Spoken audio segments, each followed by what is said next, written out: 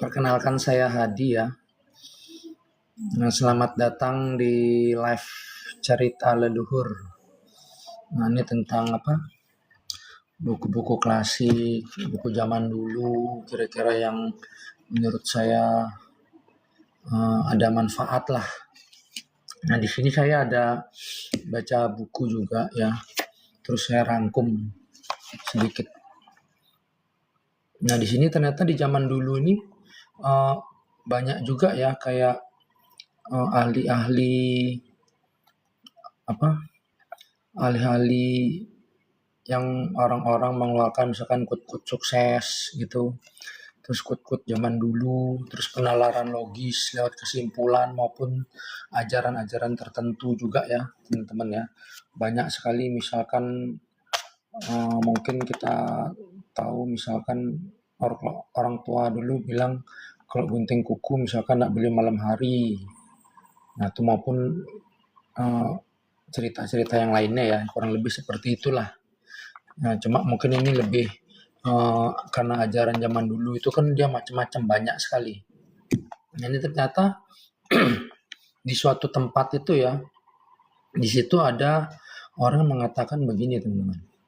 Jangan begitu saja mengikuti tradisi lisan, terus ajaran turun-temurun, terus kata orang, koleksi kitab, terus penalaran logis, penalaran lewat kesimpulan, maupun perenungan tentang alasan, terus penerimaan pandangan setelah memikirkannya, pembicara yang kelihatannya meyakinkan, atau karena kalian berpikir, atau mungkin karena kita punya guru juga ya. Jadi jangan sampai kita menelan bulat-bulat lah. Soal di sini kan karena kita zaman media sosial, jadi semua orang bisa live begitu. Terus semua orang juga bisa memasukkan pemikirannya tersendiri ke dalam media sosial seperti yang saya lakuin juga ini. Nah di sini ternyata ada juga nih masukannya. Tetapi setelah kalian mengetahui sendiri apakah hal ini adalah tidak bermanfaat atau hal-hal ini dapat dicela atau hal-hal ini dihindari oleh orang-orang bijaksana ya. Terus hal-hal ini juga jika dilaksanakan dan dipraktekkan akan menyebabkan kerugian dan penderitaan, maka uh, kalian harus meninggalkannya. Jadi kalau misalkan tidak ada manfaat, terus merugikan, nah itu jangan diikuti ya teman-teman ya. Soal di sini kan banyak sekali uh, informasi yang ada di media sosial ini. Kita tidak bisa nyaring, mungkin kalau kita mungkin yang sudah dewasa, mungkin kita tahu yang mana yang benar dan mana yang kurang benar. Tapi kalau misalkan anak kecil atau yang remaja apa segala macam itu kan kadang dia tidak bisa memfilter karena di media sosial ini susah juga memfilternya mungkin ya.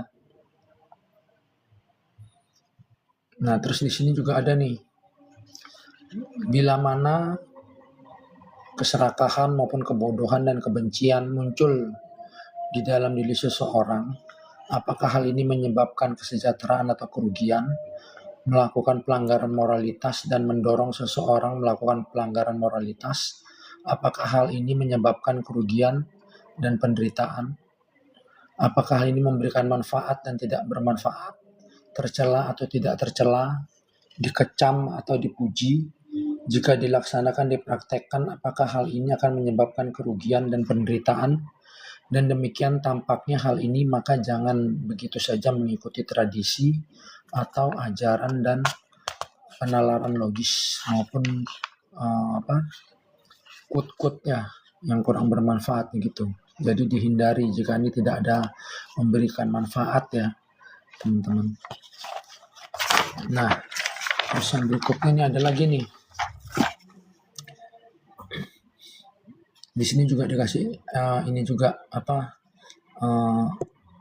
perhatian ya, jangan begitu saja mengikuti tradisi lisan, ajaran turun-temurun, kata orang, koleksi kitab, terus penalaran logis, penalaran lewat kesimpulan, perenungan tentang alasan, penerimaan pandangan setelah memikirkannya, pembicara yang kelihatannya meyakinkan, atau karena kalian berpikir oh ini ada guru kita, maka kita ikuti secara brutal atau tanpa kita telaah lagi ya. Soal di sini kan banyak media sosial ataupun analisanya orang masing-masing ya. Jadi tiap orang mengeluarkan pendapatnya masing-masing, dimasukin ke media sosial, tergantung dia campur aduk resonate yang mana, nanti ternyata karena mungkin kita tidak bisa memfilter, jadi nanti kita menerima masukan yang salah gitu. Jadi misalkan kita pakai standar TikTok atau standar media sosial malahan, yang mana mungkin tidak sesuai dengan kehidupan kita atau background kita segala macam. Nah itu juga bahaya juga ya. Soalnya kan orang yang memberikan pendapat terus masukan dan lain-lain kan juga tergantung dari background maupun dari perjalanan hidupnya dia. Jadi kita juga harus menyesuaikan dengan background kita juga gitu. Dan setelah kalian mengetahui sendiri ya apakah hal ini memberikan manfaat, tidak dicela, terus dipuji para bijaksana, dan jika dilaksanakan, dipraktekkan akan menyebabkan kesejahteraan dan kebahagiaan, maka kita harus menjalankan gitu teman-teman. Jadi misalkan ada ajaran yang memberikan manfaat, terus misalkan dilaksanakan, dipraktekkan membawa kesejahteraan dan kebahagiaannya, tidak apa-apa gitu, dilaksanain selama tidak merugikan diri sendiri, orang lain, maupun melanggar undang-undang pemerintah ya tentunya gitu. Nah jika tanpa keserakahan, tanpa kebencian, dan tanpa kebotohan batin muncul di dalam diri seseorang, maka seseorang yang pemikirannya tidak dikendalikan oleh semua itu, seseorang itu tidak akan menghancurkan kehidupan, tidak akan mengambil apa yang tidak diberikan, tidak akan melakukan perilaku seksual yang salah dan pembicaraan yang salah. Dia juga akan mendorong orang lain untuk melakukan demikian pula. Gitu teman-teman.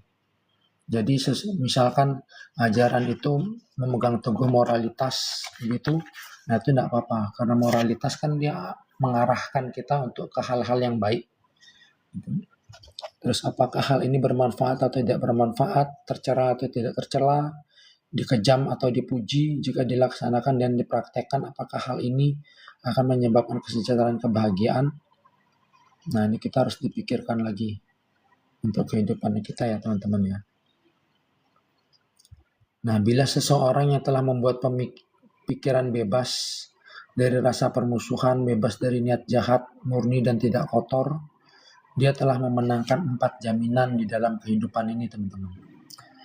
Yang pertama, seandainya ada alam lain dan seandainya perilaku yang baik dan buruk memang memberikan buah dan menghasilkan akibat, maka ada kemungkinan ketika tubuh hancur, setelah kematian, aku akan muncul di tempat yang baik, di suatu alam surgawi.